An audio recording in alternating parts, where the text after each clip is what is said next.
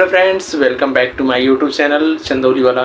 तो दोस्तों, आज हम इस वीडियो में सेंटर ऑफ मास के कंजर्वेशन ऑफ लीनियर मोमेंटम के बारे में पढ़ेंगे। ठीक है, कंजर्वेशन ऑफ लीनियर मोमेंटम क्या होता है। सेंटर ऑफ मास हम लोगों ने पढ़ा है कि किसी वस्तु का सेंटर ऑफ मास क्या होता है। ठीक है, पिछली वीडियो में अगर आप नहीं पढ़े हैं तो जाइए चंदौली वाला सर्च करिए और प्लेलिस्ट पे जाकर ये वाली वीडियो, इसके जस्ट पीछे वाली वीडियो आप देख लीजिए।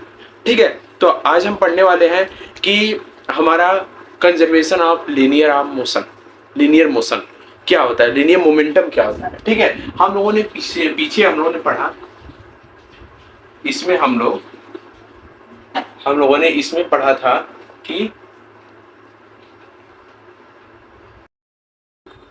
तो दोस्तों, इसमें जो कंजर्वेशन ऑफ मास है, कंजर्वेशन ऑफ मास में हम पढ़ेंगे, पीछे हम लोग पढ़ चुके हैं कि R इक्वल टू क्या होता है। R equal to M1R1 plus M2R2 upon क्या होता है M1 प्लस M2।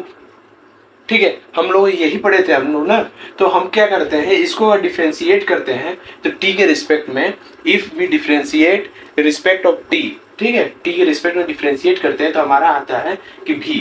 अगर इसको डिस्प्लेसमेंट जो है और t के रिस्पेक्ट में dx अपान dt होता है तो ये हमारा क्या है, v के इक्वल है।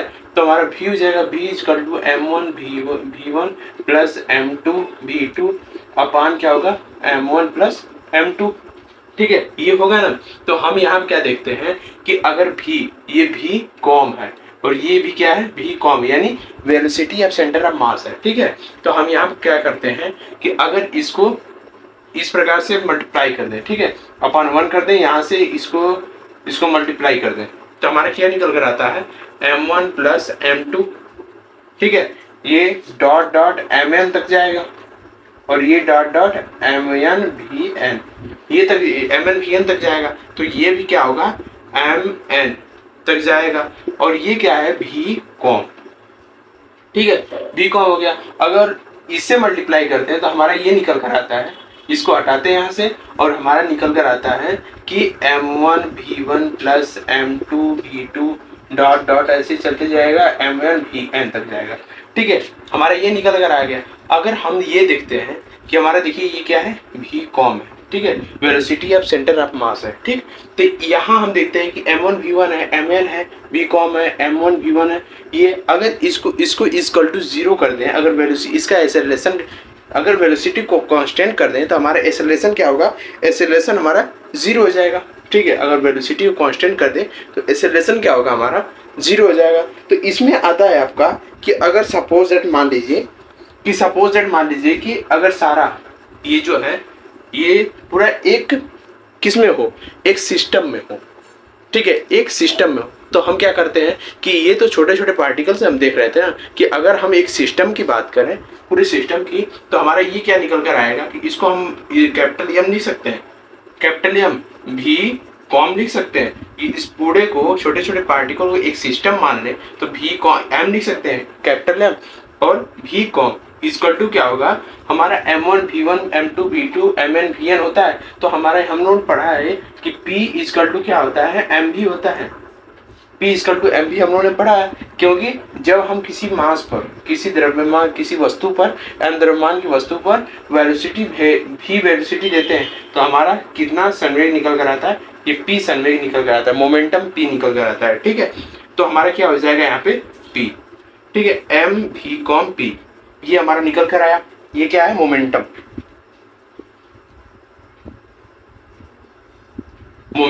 ठीक है, ये पूरे बॉडी का है, पूरे बॉडी का मोमेंटम है, ये हमारा निकल कर आया।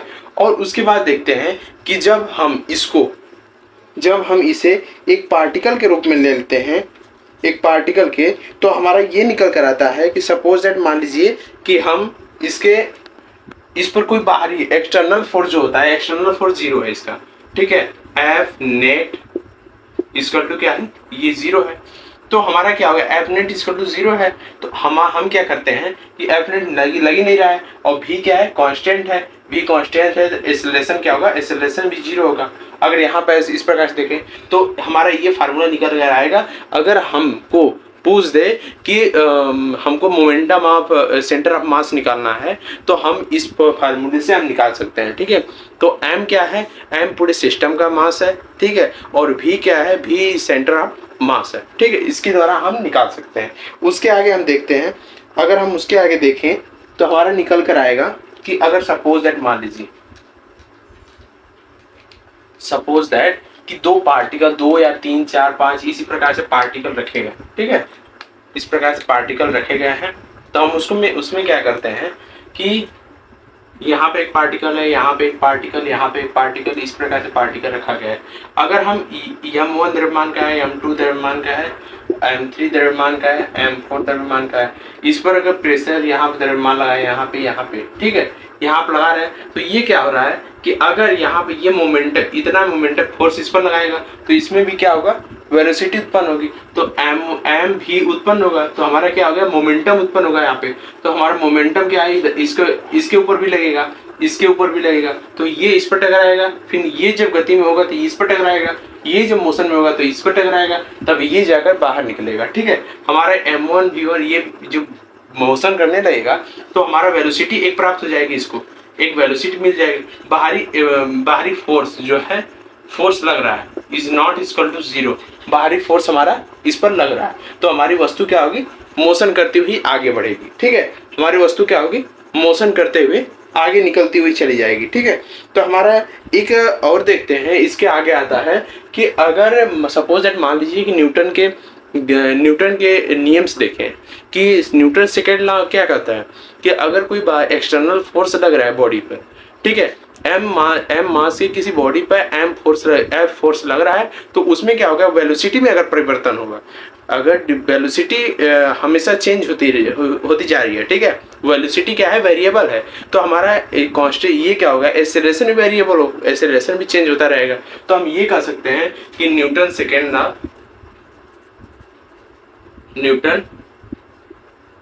लॉ इक्वल टू हमारा क्या होगा, न्यूटन सेकेंड लॉ के हिसाब से कि F इक्वल टू ma, हम लोगों ने पढ़ा है ना, F इक्वल टू ma। तो इसमें हम क्या देखते हैं कि हमारा m मास की कोई वस्तु है, उस पर F बल लगाने पर एक्सेलरेशन a प्राप्त होता है। ठीक है, तो हम ये क्या कहते हैं कि F नेट अगर 0 मान लें, तो हमारा वेलोसिटी भी 0 हो जाएगा। वेलोसिटी क्या होगा, velocity v com equal to क्या होगा, ये हमारा कांस्टेंट हो जाएगा, कांस्टेंट। तो हमारा एक्सेलरेशन क्या होगा, a कॉम इक्वल टू, ये भी क्या होगा, a कॉम इक्वल टू 0। ठीक है, ये हमारा निकल कर आएगा। लेकिन यहाँ पर हम जब देखें तो हमारा force is not equal to 0 है, तो हमारा मास, यहाँ पे मास भी हो गया m है, तो और एक्सेलरेशन क्या है, वेरिएबल है। ठीक है, एक्सेलरेशन क्या है, वेरिएबल। सेकेंड लॉ के हिसाब से हम जब देखते हैं, तो अगर हम इसमें कोई फोर्स, अगर एक्सटर्नल फोर्स न लगाएं, तो हमारा इस प्रकार से मोमेंटम क्या होगा, मोमेंटम भी कांस्टेंट होगा। ठीक है, अगर इस पर एक न्यूमेरिकल देखते हैं हम, सपोज दैट मान लीजिए एक न्यूमेरिकल के तौर पर हम इसको देखते हैं, तो हमारा ये निकल कर आता है कि इसको हम हटाते हैं। ठीक है, इसमें देखिए ma है, यहाँ पे अगर ये चेंज होगा, वेरिएबल होगा, तो भी चेंज होता होगा। ठीक है, वेरिएबल होगा, तो हम यहाँ कह सकते हैं कि m भी क्या होगा, p होगा। अगर p चेंज होता रहेगा, अगर यहाँ पे 0 है, एक्सेलरेशन 0 है, और मास है, फोर्स लगाता है वो 0 है, अगर एक्सेलरेशन 0 है, तो हमारा क्या कह सकते हैं, ये भी कांस्टेंट है, भी क्या है, कांस्टेंट है। तो F इक्वल टू क्या होगा, ये P डैश टू 0 होगा। इसको क्या कर सकते हैं, मोमेंटम को भी कह सकते हैं कि P डैश टू 0 होगा। ठीक है, उसके आगे हम देखते हैं, सपोज मान लीजिए एक न्यूमेरिकल करते हैं आप, न्यूमेरिकल आता है कि कोई, ये न्यूमेरिकल फर्स्ट देखते हैं कि ये मान लीजिए कोई बॉडी है। ठीक है, इस प्रकार से रखी गई है, और इस पर क्या है कि ये छोटे छोटे इस पर पार्टिकल जो लग रहे हैं, एक पार्टिकल, ये पूरा सिस्टम क्या है, इसको हम सिस्टम मान लेते हैं। ठीक है, ये पूरा क्या है, सिस्टम है। इस पर क्या है, एक फोर्स इधर लग रहा है, एक फोर्स इधर लग रहा है, और एक फोर्स क्या है, इधर लग रहा है। इधर क्या लग रहा है, म्यू लग रहा है, इधर की ओर हमारा जो लग रहा है इधर म्यू लग रहा है, और इधर की ओर क्या लग रहा है, एक भी वेग से निकल रहा है। अगर इस पर फोर्स लगेगा, अगर सपोज दैट मान लीजिए कि यहाँ पर ये म्यू लग रहा है और ये वस्तु इधर फोर्स अगर लगा रहे हैं हम, तो फोर्स लगाएंगे तो इधर जाएगी, भी हमारा क्या होगा, आगे की ओर होगा। ठीक है, हमारा भी क्या होगा, आगे की ओर होगा। इस प्रकार से हम ये कह सकते हैं कि हमारा भी आगे की ओर होगा, तो ये वाला इस प्रकार से मोशन करता हुआ निकलेगा। ठीक है, ये वाला इस प्रकार से इधर मोशन करते हुए निकलेगा, तो हमारा क्या होगा, ये जो है हमारा सिस्टम एक है। ठीक है, हम इंटेंशियली देखें किसी एक पार्टिकल के लिए, ठीक है, इनिशियली पार्टिकल के लिए देखें तो हमारा ये निकल कर आएगा कि वो पार्टिकल रेस्ट में है। क्या है, इनिशियली पार्टिकल इस रेस्ट में है और ये मोशन करता हुआ आगे निकल रहा है। ठीक है, ये भी है, ये वाला जो क्या है, ये पीछे की ओर आ रहा है, तो ये म्यू है। ठीक है, तो इस पर एक और लग रहा है, इस पर एक और फोर्स जो ये लग रहा है कि एम पर। ठीक है, एक एम, ये पूरे द्रव्यमान क्या है इसका, ये द्रव्यमान यम है, एक इधर क्यों लग रहा है, एक इधर क्यों। फोर्स अगर लगाते हैं ये मूवमेंट करेगा, लेकिन ये छोटे छोटे पार्टिकल जो है, इनिशियली पार्टिकल जो है वो हमेशा रेस्ट पर रहेंगे। ठीक है, इनिशियली पार्टिकल रेस्ट पर रहेंगे, तो हम ये क्या कह सकते हैं, ये क्या है, ये एक प्रकार का रिमेनिंग न्यूक्लियर है। ठीक है, ये हमारा एक प्रकार का रिमेनिंग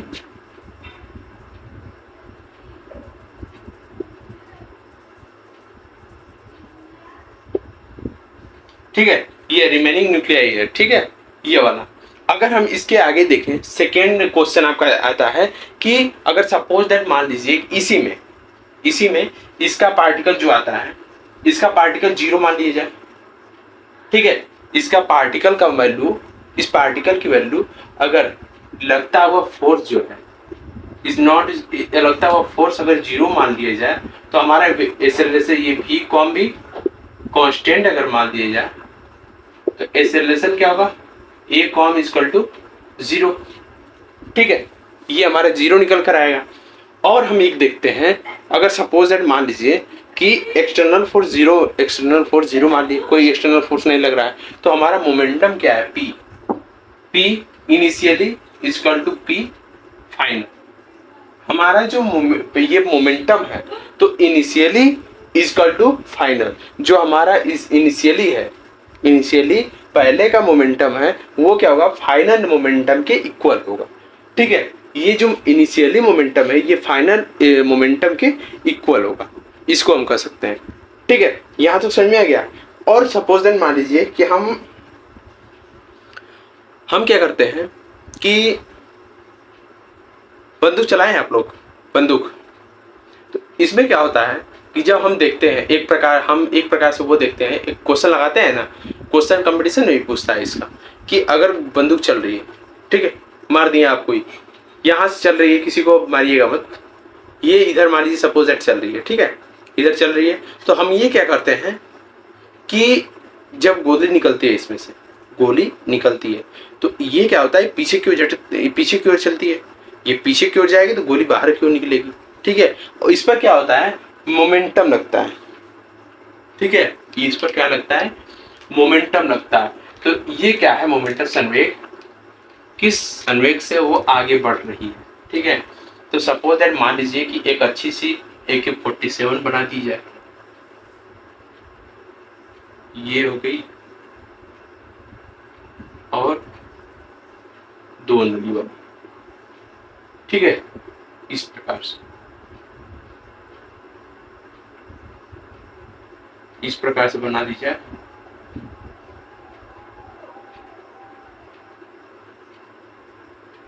ये ट्रिगर है, इसको दबाना है, और यहाँ पे इसको इस प्रकार से कर दिया जाए, और यहाँ पर गोली रख दी जाए। ठीक, यहाँ भरी हुई है गोली, बारी बारी से गोली ये बाहर निकल रही है। तो ये क्या है, ये 2 नली वाला, ये क्या है, 2 नली वाला, इस प्रकार से बनेगा। ठीक, हम शायद गलत बना दिए।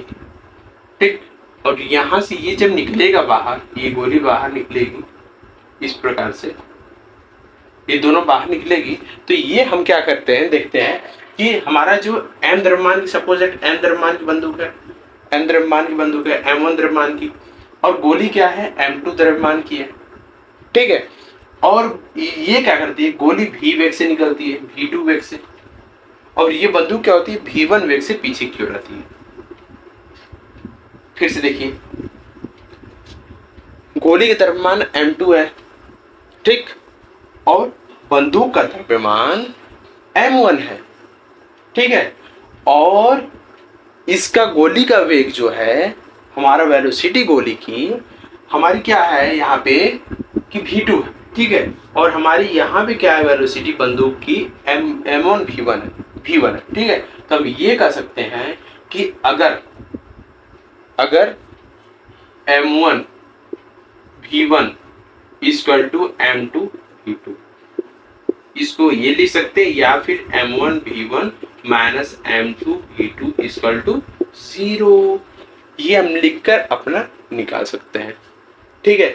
हमारा ये क्वेश्चन दिया रहेगा, सपोज दैट किसी बंदूक की गोली का, किसी बंदूक का वजन, ये हमारा है किसी गन का वेट सपोज दैट मान लीजिए 10 kg का है, ज्यादा हो गया ना, 5 kg का मान लीजिए, और बंदूक गोली कितनी है, गोली कितनी है, 600 ग्राम की है, 600 ग्राम की है, ठीक है।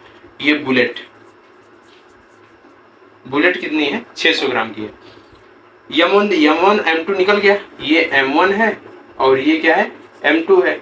अगर सपोज एंड मान लीजिए गोली क्या है, 10 मीटर प्रति सेकेंड की वेग से आगे निकलती है, गोली क्या है, 10 मीटर पर सेकेंड की वेग से आगे निकलती है बुलेट।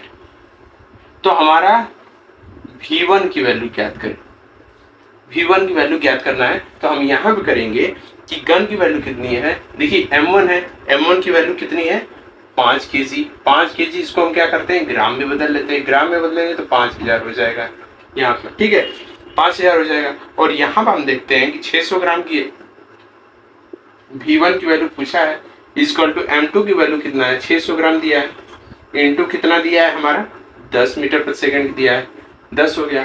यहाँ पर हम कर देंगे v1 इक्वल टू 6000 5000, ये 3 से 3 कट गया, v1 इक्वल टू हम इसे डिवाइड कर देंगे 1.2, इतना मीटर प्रति सेकेंड के वेग से पीछे निकलेगी। ये क्या है, इतना मीटर पर सेकेंड की वेग से गोली पीछे की ओर आएगी, ठीक है। ये समझ में आ गया आप लोगों को।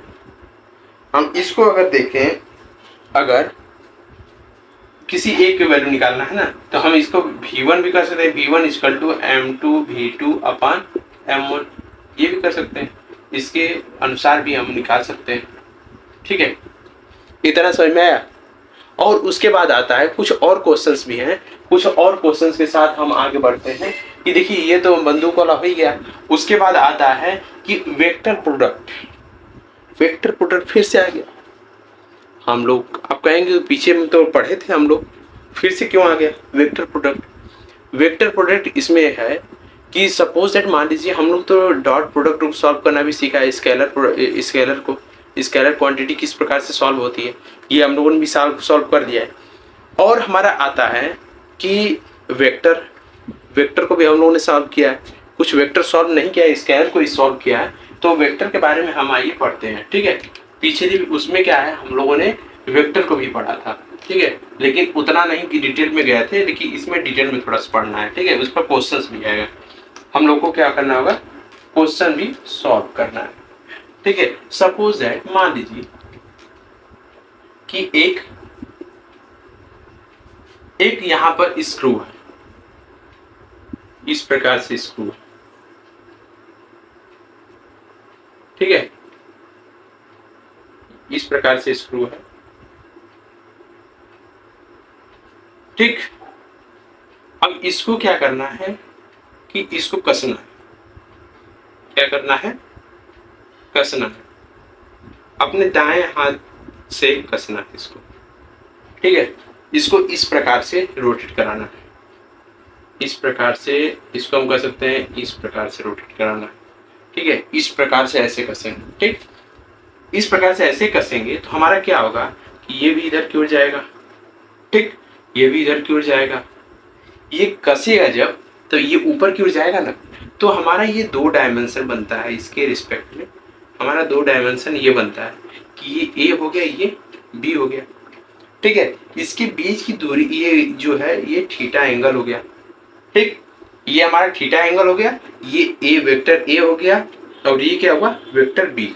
और हमारा जो रिजल्टेंट ये मैग्नीट्यूड निकल कर आया, magnitude of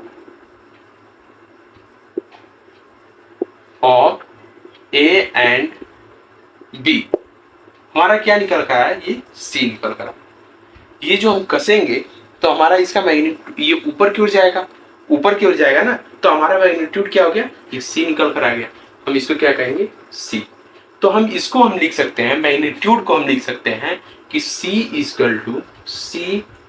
equal to A B cos theta. ये लिख सकते हैं या नहीं? इसके बीच की दूरी थीटा है, बीच एंगल बना कोण क्या है, थीटा है। इसको इस प्रकार से कर रहे हैं, ठीक है। ये क्या कर रहा है, एंगुलर मोशन कर रहा है, ठीक है। इस प्रकार से इसको रोटेट करा रहे हैं, ये ऊपर की ओर चढ़ता चला जा रहा है, तो हमारा रिजल्टेंट ऊपर की ओर हो गया, ये भी कॉस थीटा हो गया ऊपर की ओर। और हम देखते हैं इसके अलावा अगर हम देखें तो हमारा ये निकल कर आएगा कि हमारा जो ये डायरेक्शन है, डायरेक्शन भी ऊपर की ओर रहेगा और ये जो है इसका ए और बी के रिस्पेक्ट में रहेगा, ठीक है। और हम देखते हैं एक और चीज कि इसमें ये जो प्रोडक्ट है ये वाला, ठीक है, जो स्केलर प्रोडक्ट है इसका, ये इसको किस प्रकार से सॉल्व करते हैं। स्केलर प्रोडक्ट को हम सॉल्व करने का तरीका हम लोगों ने पढ़ा है कि अगर ए डॉट बी रहेगा, ठीक है, ए डॉट बी को हम ए बी कॉस थीटा पे इस प्रकार से सॉल्व करते हैं, और ए क्रॉस बी को सॉल्व करना होगा ए क्रॉस बी। तो ये क्या है, कम्यूटेटिव भी हो सकता है और ये कम्यूटेटिव हो सकता है या नहीं। ये डॉट प्रोडक्ट है, डॉट प्रोडक्ट हमेशा कम्यूटेटिव हो सकता है। कम्यूटेटिव का अर्थ है, इसको हटाते हैं, ये क्या होता है, डॉट प्रोडक्ट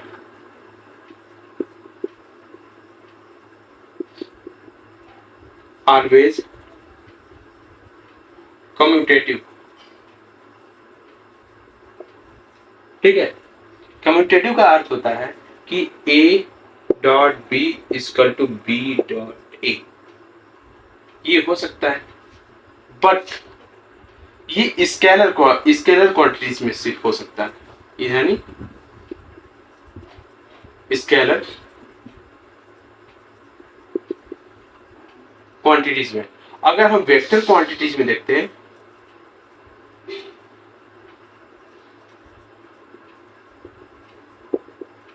वेक्टर क्वांटिटीज में देखते हैं तो ए क्रॉस बी होगा, ए क्रॉस बी वेक्टर, ये क्रॉस प्रोडक्ट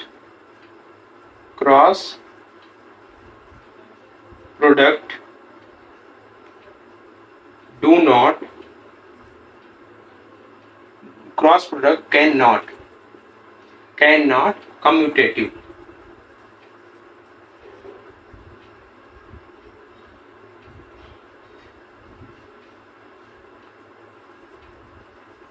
ठीक है। ये कम्यूटेटिव क्यों नहीं हो सकता, क्योंकि ये माइनस बी क्रॉस ए होता है। जब भी इसको कम्यूटेटिव में देखते हैं ना तो हमारा बी क्रॉस ए हो जाएगा, ठीक है, बी क्रॉस ए हो जाएगा।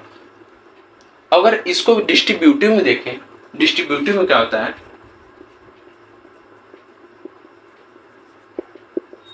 डिस्ट्रीब्यूटिव इसमें होता है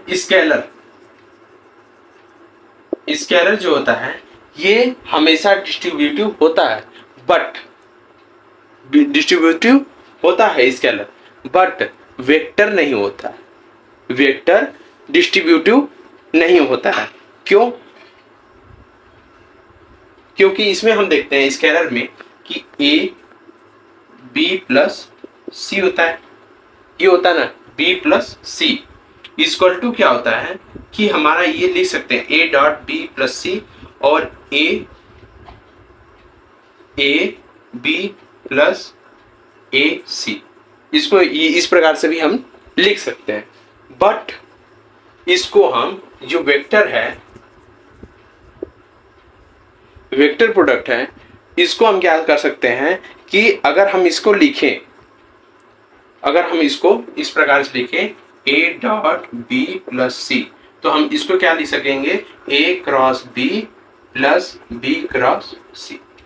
इस प्रकार से हम इसको लिखेंगे। ठीक है, अगर इसको लिखना हुआ वेक्टर को तो हम इस प्रकार से लिखेंगे। ठीक है, तो अगर हमारा हम वेक्टर में देखते हैं, वेक्टर में सेम क्वांटिटीज अगर रहेगी, अगर सेम क्वांटिटीज रहेगी यानी ए क्रॉस ए रहेगा तो हमारा जीरो निकल कर आएगा।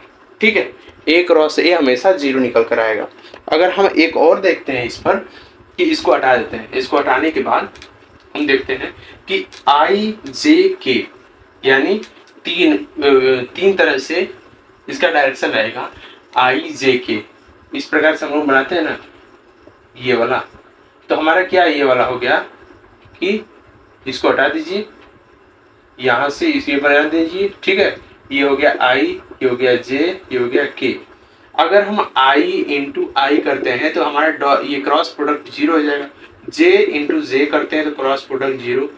के इंटू के करते हैं तो हमारा क्रॉस प्रोडक्ट इक्वल टू क्या आता है, जीरो आता है। ठीक है, और हम देखते हैं कि अगर डॉट प्रोडक्ट एम करते हैं, हमारा I dot I equal to क्या आता है, I dot I one, J dot J equal to one और के डॉट के इक्वल टू वन आता है। ठीक है, और हमारा ये जो i इंटू आई है, j इंटू जे है, k इंटू के है, इस प्रकार से हम ये भी देखते हैं कि अगर सपोज दैट मान लीजिए कि इस पर एक क्वेश्चन देखते हैं, सपोज दैट एक क्वेश्चन आता है इस पर कि